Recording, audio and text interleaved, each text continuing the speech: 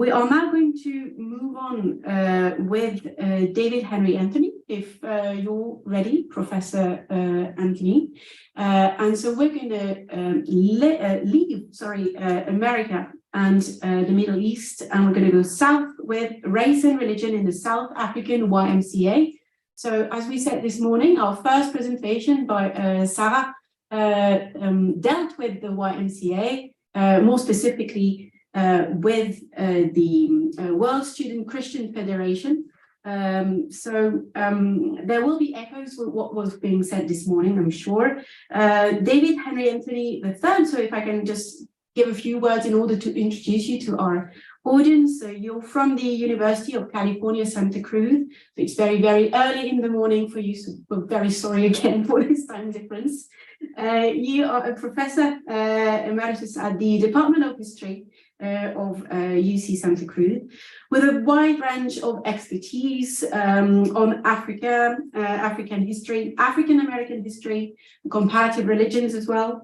And you are the author of a biography and an intellectual biography of Max Jeudi, who was one of the first Black YMCA missionaries in South Africa. So I don't know if you're going to be talking about him today. Perhaps in your presentation that is entitled Race and Religion in the South African YMCA.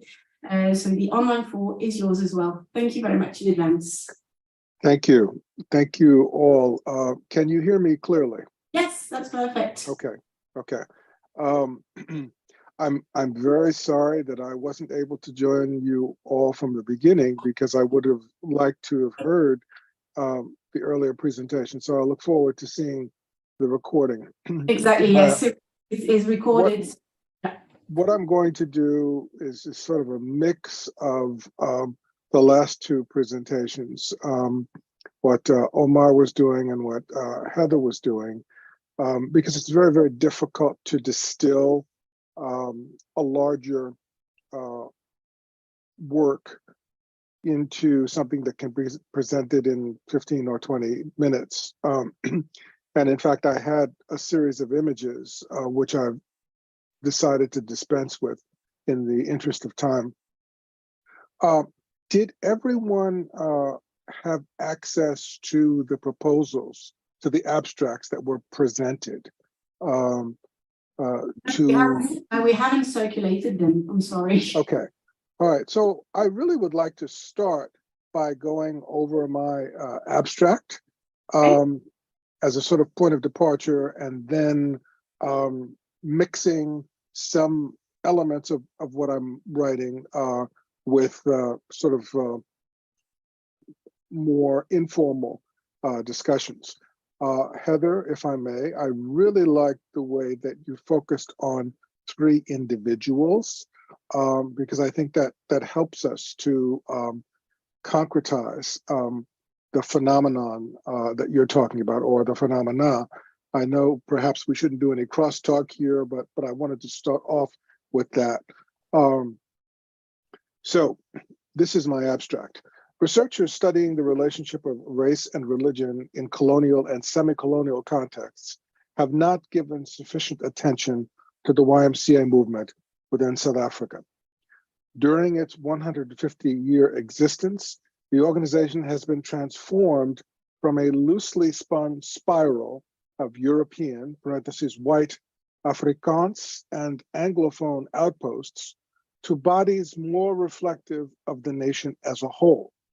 From a conservative, racist, generically Protestant, non-denominational organization afraid of revolutionaries, rioters, and retrobates, it now tackles illiteracy, HIV/AIDS, sexism, race, rape, domestic abuse, homophobia, and toxic masculinity. Until now, there has been no book-length chronicle of YMCA work in South Africa, in whole or part. By contrast, organizations allied with the YMCA, most notably the YWCA and Student Christian Association, Student Christian Movement, have been subjects of historical study. That this has not happened for the YM can be a topic of conjecture. First, the YMCA was and remains a highly decentralized institution, simultaneously an advantage and disadvantage for policymakers and students of its effort and efficacy. Second, the YMCA was an ecumenical experiment that was in some respects ahead of its time, arguing for a largely non-denominational, albeit implicitly generically Protestant, Christianity, intended to speak to the majority of the world's peoples, including in-time devotees of other faiths. Third, South Africa's YMCA emerged while the nation was still suffering growing pains, and, like the United States, with which it was often compared, and struggling with profound spatial, racial, ethnic, linguistic, and religious contradictions that accompanied and frequently fostered land expropriation, slavery, war, and genocide. Christian proselytization and conversion bore uneasy relationships to these processes, compelling Christians of conscience to contend with them. Fourth, archives, human and documental, are widely ramified, not only locally in the regional, territorial, and national sense, but spread across 3 continents. Fifth, YMCA endeavor could become enmeshed with that of others working under dire conditions, making staffers disinclined to disclose the degree to which they supported democratization, or in South Africa, what we talk about is the mass democratic movement. This is a story that has been woven from the threads currently available to us about that great human freedom song.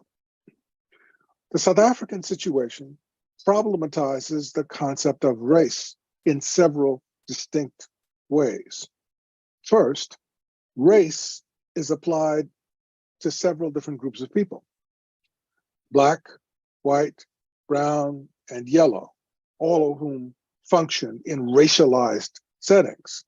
Second, race permeated almost all human interactions: formal, informal, individual, and institutional.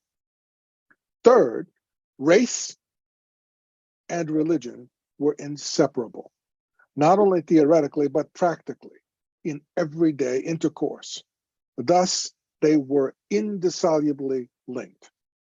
All this may be evinced in the workings of the YMCA, which came to South Africa in 1865, after having been established in Britain by George Williams, a draper, in 1844.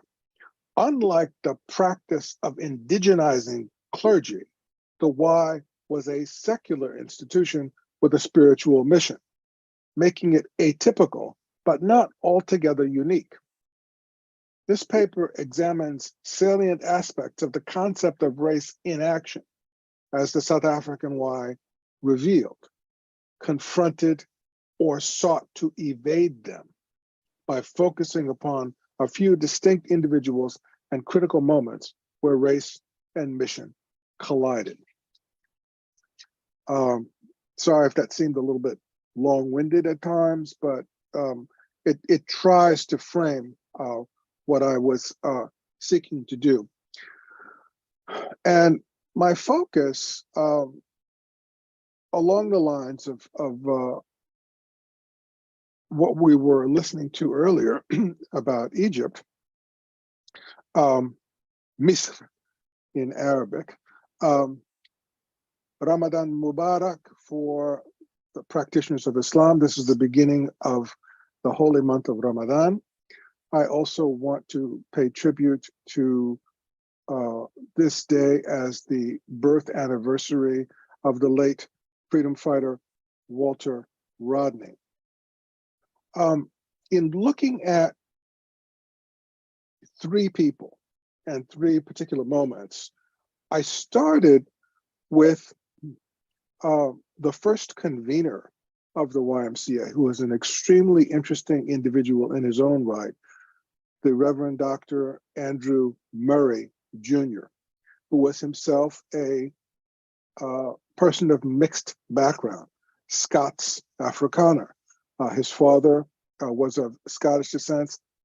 His mother was an Afrikaner. His father had come to South Africa along with many others from the UK, following the introduction of people from the United Kingdom that occurred after the British superseded the rule of the Dutch. Starting in 1820, the British began, under British auspices, came people from the British Isles, from Scotland, from Ireland, from Wales, and of course Britain itself.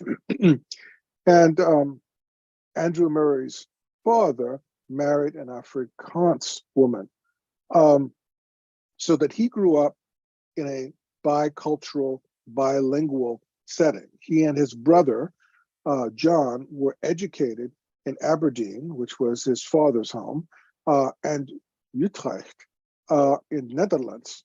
So he comes up speaking Netherlands, which is High Dutch, Afrikaans, which was de taal, as it's called, the local variant of Dutch that his mother spoke, and probably Gaelic, although I haven't seen any references to that, but it would be unlikely if he didn't, in addition to English. And he was a very cosmopolitan person.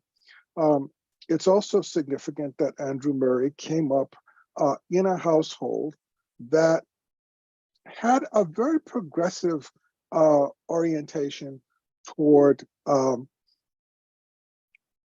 anti-slavery. His father was a supporter of abolition.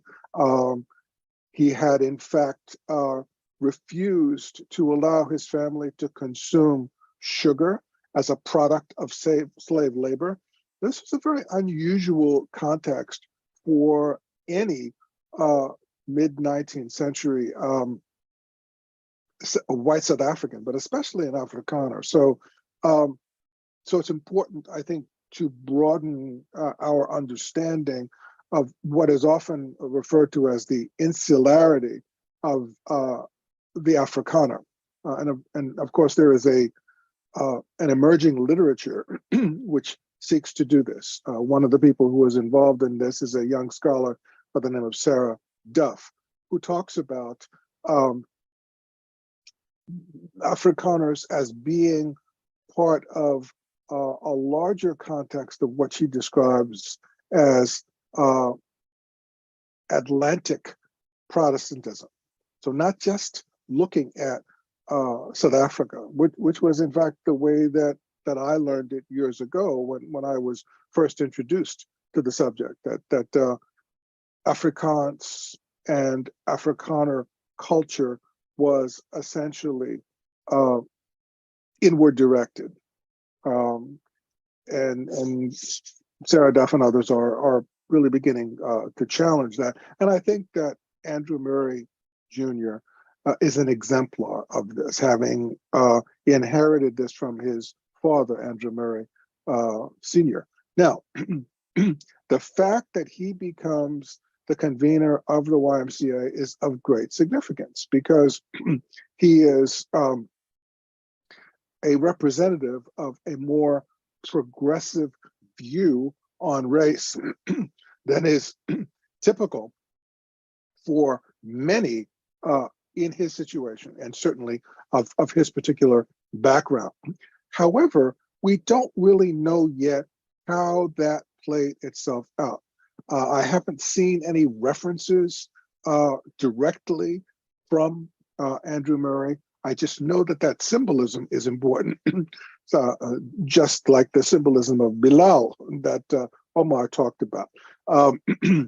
So it's a very complicated kind of question to unpack, and I hope to continue to do this. I've got some colleagues who have been helping me who've been working through Andrew Murray's papers, which are in Stellenbosch, by the way. So in this early moment, you have a number of very dramatic contradictions unfolding in the YMCA. The first, the most dramatic, the most obvious is the expropriation of the indigenous population, which is going on continuously through the same period of time that people who come under British auspices come to South Africa. They are expropriating and practicing genocide against the Xhosa speakers during the so-called frontier wars of the 1820s, 1830s, 1840s, 1850s, 1860s. In other words, the exact same period in which the YMCA is planted in missionary parlance is a period of tremendous upheaval that is being undertaken at the expense of the indigenous population, not unlike the United States, not unlike many other settler societies. So one of the questions that one will have to confront is, what is going to be the attitude of an organization that presents itself as ecumenical, as illustrating as its aspiration the creation of a world that is focusing on humanitarian principles based upon the notion of the most generous interpretation of the Christian tradition? What is the relationship between that thought, that theory, and the practices that are occurring on the ground that are being prosecuted against indigenous people, indigents? First in the case of the Xhosa, and later on in the case of the Amazulu and others, as the century unfolds. That's the sort of hidden backstory, which is hiding in plain sight. The other interesting thing is that race in the South African context is not just a binary. It's not just about people that might be called white and black, people that might be called of European descent and Africans. It includes subdivisions, especially within the context of the 19th century, where Afrikaners are viewed as a race. The Irish are viewed as a race. Scots are viewed as a race. Germans are viewed as a race. Jews are viewed as a race. This is a century of racialized thinking. So when you look at that Weltanschauung, you look at that worldview that really does penetrate every kind of interaction, you cannot fail to consider this as an issue that will complicate the practice of egalitarian Christianity. Egalitarianism is not being practiced. So what does it mean to profess it? There's also a very interesting submersion, if you will, of Afrikaans speakers who are people of slave and mixed descent, who have cultural connections to Afrikaners, but who are so-called racially distinct. But, you know, in the context of slavery, in the context of hegemonic societies, it also means that they are often subjected to rape. That's how the mixed societies are created. It's not just some sort of plural society that emerges. It occurs through sexual violence.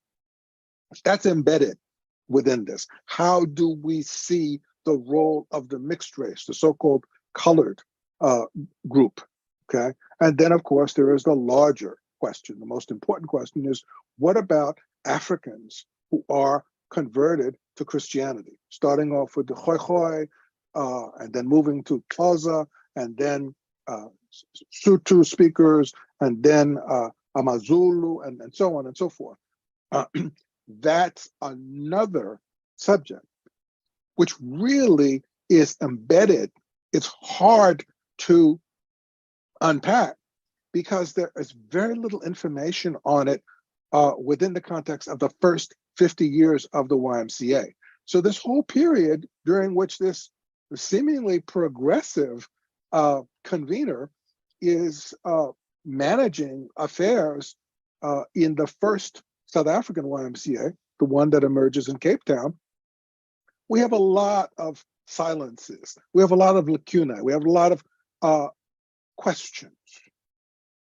A second moment that I want to talk about refers to someone who was discussed earlier, and again, I was not able to hear that, and that is John Mott. John Mott is the head of the YMCA, starting in the late 19th century, who had been involved in the student movement. The student Christian movement is one of the founders of the World Student Christian Federation in decades preceding that. John Mott actually visits South Africa twice. First in 1906, and then later on in 1932, I believe. The 1906 visit is extremely significant because it occurs at the time of the rebellion of Bambata, who is a Zulu-speaking person who is representing a tax revolt that has emerged against British rule that unfolds over a long period of time, but is peaking at the very moment that John Mott comes. And John Mott's only reference to this rebellion against the eruption of the British and the imposition of this taxation, which is intended to force Zulu speakers off the land to become wage slaves of Britain within South Africa. His only response to this man who was understood as an avatar of humanitarianism, who in fact shares the Nobel Prize a couple of decades later, says that this is absolutely necessary, that you have to suppress this manifestation of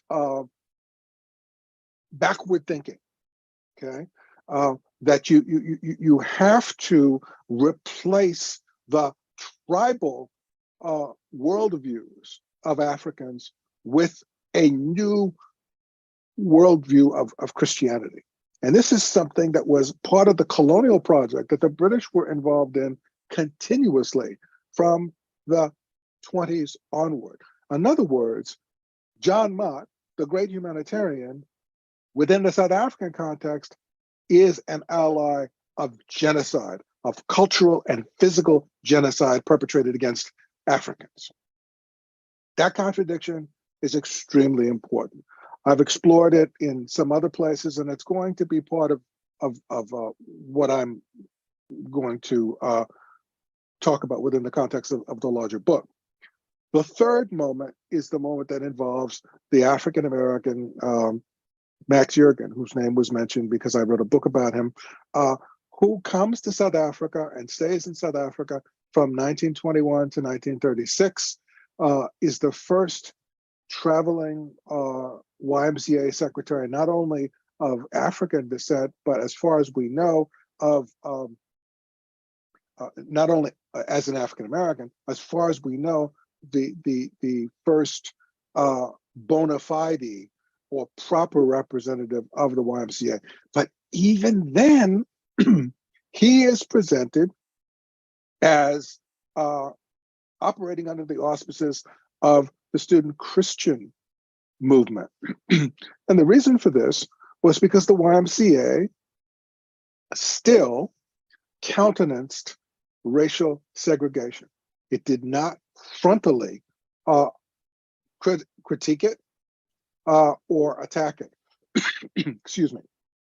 And in fact, Jurgen himself was part of a segregated North American organization, the colored YMCA, the Black YMCA. Excuse me. Nonetheless, he was able to travel throughout the country and into what was then Basotho land, Lesotho. And I was actually going to share some descriptions of presentations that he made at a particular mission station called Tana in Basotho land, in Lesotho. But time makes that difficult to do. So this is sort of what I'm laying out, looking at these different moments, looking at these contradictions, and trying to understand how we situate the YMCA, which is different from a church or a church-sponsored organization, and yet has roots in the evangelical movement, has an evangelical mission, has a global evangelical mission. And here we are in a place that is majority African and has this contradictory relationship to the question of race. So how do we get from where we are in 1865 to what I described earlier, what has become a more progressive sounding organization? The way that happens is because of what happens on the ground from below, from Africans who are actually engaged, Africans and mixed race people. A los familiares del lugar donde se encuentran las personas. Yeah, thank you. Sorry. Okay. All right, Professor Anthony, are you, I'm sorry, your conclusion, I think, got mixed up in the... My conclusion was concluded. Yes. Thank you so much. All right. Thank you. I hope that's helpful. Thank you very much.